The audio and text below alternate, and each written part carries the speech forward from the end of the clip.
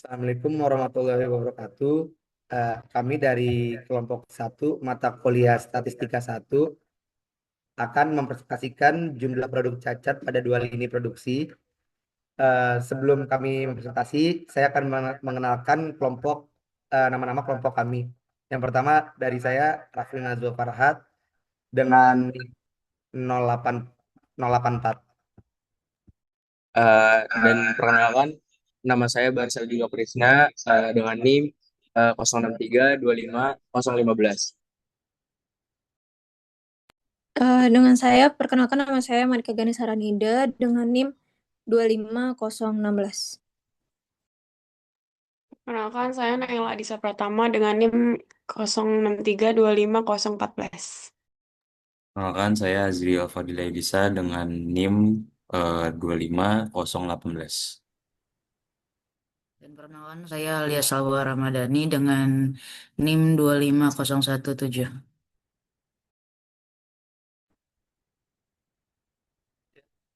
Pertama itu ada tujuannya, tujuan pembelajaran. Yang pertama itu mengetahui perbedaan jumlah produk cacat yang dihasilkan oleh lini produksi A dan lini produksi B. Yang kedua, mengidentifikasi lini produksi yang memiliki tingkat kecacatan produk lebih rendah. Yang ketiga, mengetahui efektivitas proses produksi pada masing-masing lini produksi.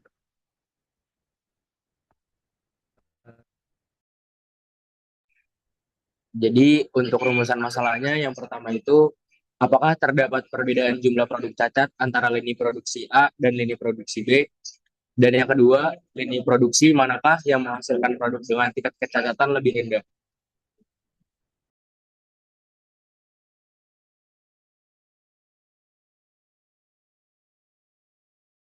Di sini ada data penelitiannya. Di tabel ini ada hari, lini A, lini B, dan lini C.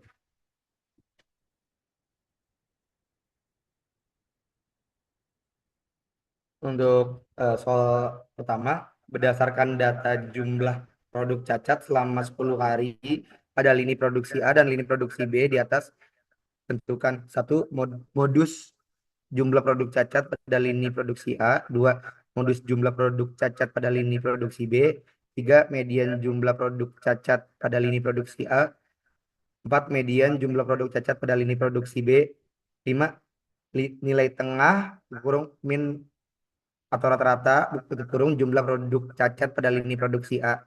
6. Nilai tengah min rata-rata jumlah produk cacat pada lini produksi B. 7. Berdasarkan hasil perhitungan lini produksi manakah yang memiliki jumlah produk cacat lebih tinggi. Di sini jawaban untuk soal nomor 1 itu data lini A dan lini B.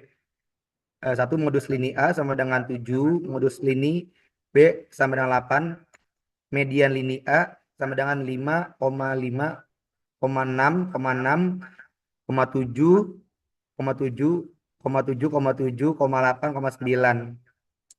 Itu 7 ditambah 7 sama dengan 14 per 2 sama dengan 7. Median lini B sama dengan 7,8, 8, 8, 9, 9, 10, 10, 11. 8 ditambah 11 sama dengan 7 per 2 sama dengan 8,5. Min lini A sama dengan 5 tambah 5 tambah 6 tambah 6 tambah 7 tambah 7 tambah 7 tambah 8 tambah 9 per 2 sama dengan 6, 7 per 10 sama dengan 6,7. Min lini B sama dengan 7 tambah 8 tambah 8 tambah 8 tambah 8 tambah 9 tambah 9 tambah 10 tambah 10 tambah 11 sama dengan 8, 8 per 10 sama dengan 8,8. Kesimpulan produk cacat lebih tinggi yaitu lini B dibanding lini A.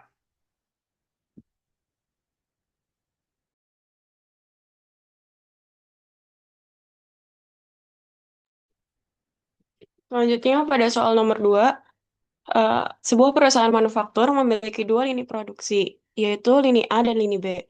Berdasarkan data historis, rata-rata selisih jumlah produk cacat antara kedua lini adalah 0 unit. Nah, manajemen ingin menguji apakah terdapat perbedaan jumlah produk cacat antara kedua lini produksi. Dari 50 hari pengamatan, diperoleh rata-rata selisih jumlah produk cacat sebesar 3 unit dengan simpangan baku populasi 7,5 unit.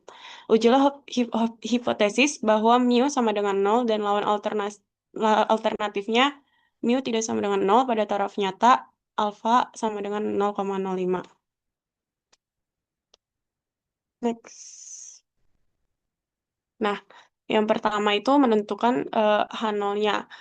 Jadi H0 itu menyatakan bahwa rata-rata selisih jumlah produk cacat sama dengan 0. Artinya tuh tidak ada perbedaan jumlah produk cacat antara lini A dan lini B. Sedangkan H1-nya itu menyatakan bahwa rata-rata selisih tidak sama dengan 0. Sehingga terdapat perbedaan jumlah produk cacat antara kedua lini produksi. Nah, yang selanjutnya itu taraf signifikansi sebesar 5% atau alfa sama dengan 0,05. Terus selanjutnya karena simpangan baku populasi diketahui sebesar 7,5 dan jumlah sampelnya itu sebanyak 50, maka digunakan statistik uji Z. Nah, dari nilai Z itu Z hitung diperoleh itu dari rata-rata sampel dikurangi rata-rata pada hipotesis 0, kemudian dibagi dengan simpangan baku populasi yang telah dibagi akar jumlah sampel. Dengan masuknya nilai X bar sama dengan 3, mu 0 sama dengan 0, eh, dan ini sama dengan 7,5 dan N sama dengan 50, diperoleh nilai Z hitung sebesar 2,83. Nah, terus pada taraf signifikansi 5% untuk pengujian dua sisi diperoleh nilai Z table itu sebesar plus minus 1,96. Nah, karena nilai Z hitung itu 2,83 lebih besar dari Z tabelnya, yaitu 1,96, maka nolnya itu ditolak dan H1-nya diterima. Jadi berdasarkan hasil pengujian dapat disimpulkan bahwa terdapat perbedaan yang signifikan antara jumlah produk cacat pada lini A dan lini B. Dengan demikian, perbedaan yang terjadi itu tidak disebabkan oleh faktor kebetulan, tapi juga ada juga perbedaan dari kualitas produksi pada kedua lini tersebut.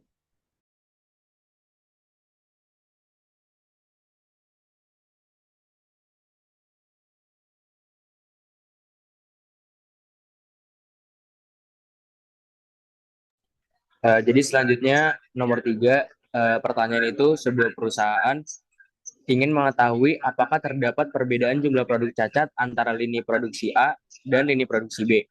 Data jumlah produk cacat selama 10 hari diberikan pada tabel di atas. Gunakan uji tanda atau sign test pada taraf nyata alfa sama dengan 0,05 untuk menguji hipotesis bahwa jumlah produk cacat kedua lini produksi tidak berbeda. Nah, jadi pada soal kali ini itu materinya itu berkaitan dengan materi uji non-parametrik. Untuk jawabannya, pada soal ini tuh dilakukan uji tanda atau sign test untuk mengetahui apakah terdapat perbedaan jumlah produk cacat antara lini A dan lini B. Yang pertama itu tahapan yang kita lakukan adalah menentukan hipotesisnya. Jadi H0-nya atau hipotesis 0, mu A dikurang mu B sama dengan 0. Yang dimana artinya tidak ada perbedaan jumlah produk cacat antara lini A dan lini B. H1 atau hipotesis alternatif di mana mu A sama dengan dikurang mu B tidak sama dengan 0. Artinya ada perbedaan jumlah produk cacat antara lini A dan lini B. Yang kedua yaitu kita menentukan taraf nyata. Di sini diketahui bahwa alfanya itu 0,05 atau setara dengan 5%. Karena pengujian dua sisi, alfa dibagi 2. Jadi sama dengan 0,025. Yang ketiga membandingkan data.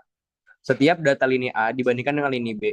Jika A lebih besar B, diberi tanda positif. Tapi jika A kurang dari B, diberi tanda negatif. Hasil perbandingan menunjukkan semua pasangan data menghasilkan tanda negatif karena nilai lini B selalu lebih besar. Sehingga jumlah tanda positif sama dengan 0. Maka X sama dengan 0. Yang keempat, menentukan daerah penolakan atau daerah kritis. Dari tabel uji tanda untuk N sama dengan 10 dan alfa sama dengan 0,05, didapat daerah penolakan itu X kurang dari 1 atau X lebih dari 9. Yang kelima, keputusannya. Karena X sama dengan 0 dan 0 kurang lebih kecil sama dengan 1, maka X berada pada daerah penolakan, yang dimana H0 ini ditolak. Jadi kesimpulannya, karena H0 ditolak, maka terdapat perbedaan jumlah produk cacat antara lini A dan lini B. Selain itu, karena hampir semua nilai lini B lebih besar daripada lini A, dapat disimpulkan bahwa lini B itu juga memiliki jumlah produk cacat yang lebih tinggi dibandingkan lini A.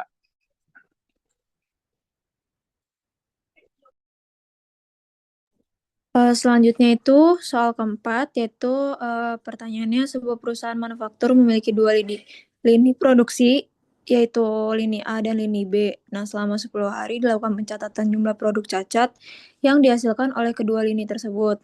Di sini diarahkan untuk menentukan persamaan garis regresi linear dari data yang didapatkan tadi.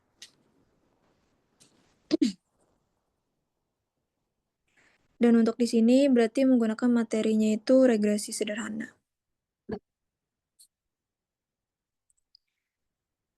Jadi di sini dari datanya lini A itu disebut sebagai X, sedangkan lini B itu disebut sebagai Y. Di sini memiliki sampelnya itu 10 hari. Hari pertama itu X-nya 5, Y-nya 8, hari kedua 7 dan 9, hari ketiga 6 dan 7, hari keempat 8, 10, hari 5, 7, 8, hari 6, 9, 11, hari 7, 6, 9, hari 8, 7, 8, hari 9, 5, 10, dan hari 10 itu 7 dan 8. Nah, di sini karena untuk mencari regresi sederhananya itu ada beberapa tahap lagi yang harus ditambahkan, yaitu X dikali Y, yang dimana nanti hasilnya itu sesuai dengan apa yang sudah ditulis juga di PPT ini, dan juga nanti harus dicari juga untuk X kuadratnya.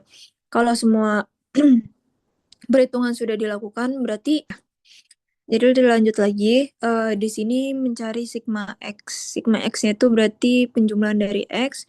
Begitupun untuk bagian sigma Y, sigma XY, dan sigma X kuadrat.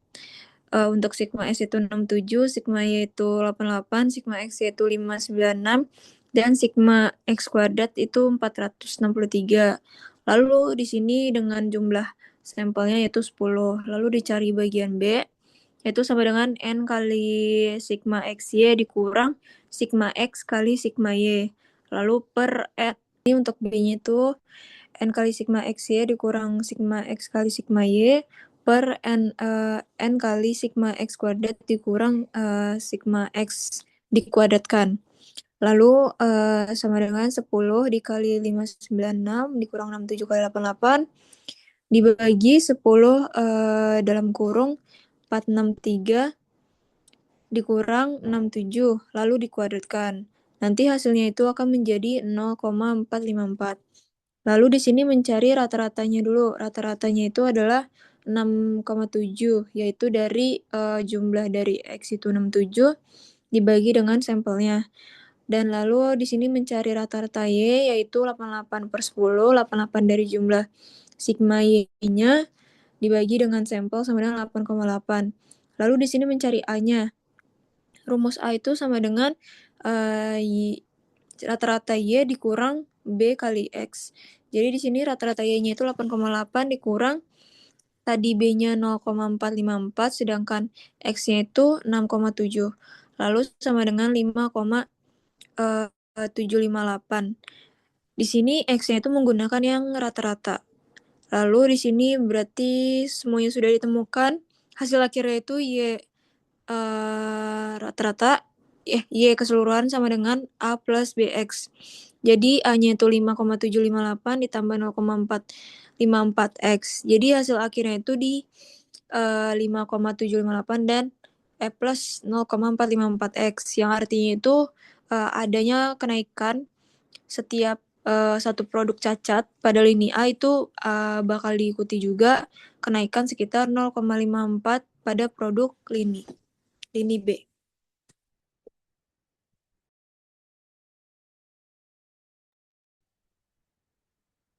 Berikutnya ada soal 5. Sebuah perusahaan manufaktur memiliki 3 lini produksi A, B, dan C. Berikut adalah data jumlah produk cacat yang dihasilkan selama beberapa hari pengamatan. Gunakan uji Bartlett pada taraf nyata alfa sama dengan 0,05 untuk menguji hipotesis bahwa ragam varians jumlah produk cacat ketiga lini produksi adalah sama.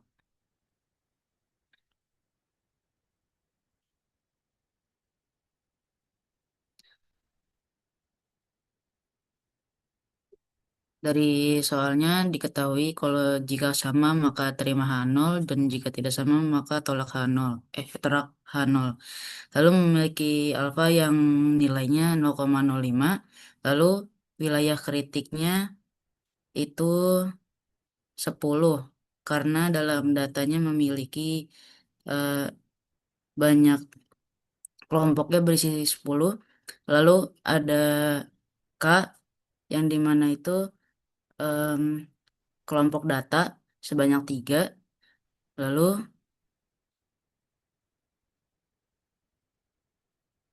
lalu untuk X kuadratnya itu 0,052 sampai dengan 5,991. Lalu untuk perhitungannya menggunakan X bar A atau rata-rata A itu ada di 67 dibagi 10 sama dengan 6,7. Lalu di rata-rata A rata-rata A atau varians A itu di 1,57. Lalu di perhitungan X bar B sebanyak 88/10 atau 8,8. Rata-ratanya ada di 1,73. Lalu X bar C 98 bagi 10 atau 9,8 yang rata-ratanya 1,73. Lalu S kuadrat P ini menggunakan rumus N1 min 1 S1 kuadrat plus N2 min 1 dikali S2 kuadrat ditambah N3 min 1 kali S3 kuadrat. Lalu angka yang tadi sebelumnya sudah digunakan untuk menghitung rata-rata dimasukkan. Lalu untuk N-nya itu menggunakan 10 kurang 1, maka dia menggunakan hasil itu di 9 karena K-1. Lalu hasilnya ada di 1,68.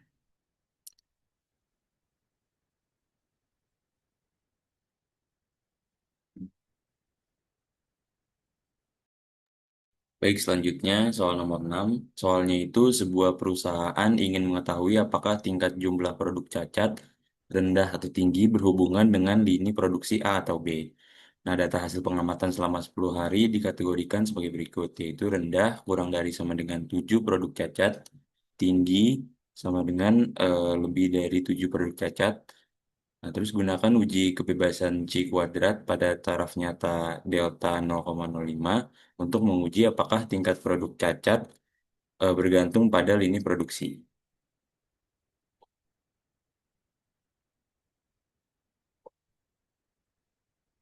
Baik, jadi untuk jawabannya pada soal nomor 6 itu digunakan uji C-square untuk mengetahui apakah tingkat cacat produk itu berhubungan dengan lini produksi atau tidak. Nah, jadi untuk H0 itu menyatakan bahwa tingkat cacat produksi tidak berhubungan dengan lini produksi, sedangkan H1 menyatakan bahwa keduanya berhubungan dengan taraf signifikansi alfa 0,05. Data kemudian disusun ke dalam tabel kontingensi dan dihitung frekuensi harapannya menggunakan rumus total baris dikali total kolom dibagi N. Setelah itu nilai chi-square dihitung dengan rumus sigma O min E kuadrat per E. Lalu terdapat hasil perhitungan X kuadrat sebesar 9,898. Nah, selanjutnya ditentukan wilayah kritik. Karena tabel berukuran 2 kali 2, derajat bebasnya adalah R-1 dikali C-1 sama dengan 2-1 dikali 2-1 sama dengan 1. Nah, pada alfa sama dengan 0,05 diperoleh nilai X kuadrat tabel sebesar 3,841. Jadi wilayah kritiknya adalah menolak H0 jika X kuadrat hitung lebih dari X kuadrat tabel. Nah, karena X2 hitung sama dengan 9,898 lebih besar dari X2 table yang sama dengan 3,841, maka H0 ditolak. Jadi untuk kesimpulan itu, jumlah produk cacat tidak bersifat bebas terhadap lini produksi. Nah, lini A itu cenderung memiliki tingkat cacat rendah dan lini B cenderung memiliki tingkat cacat tinggi.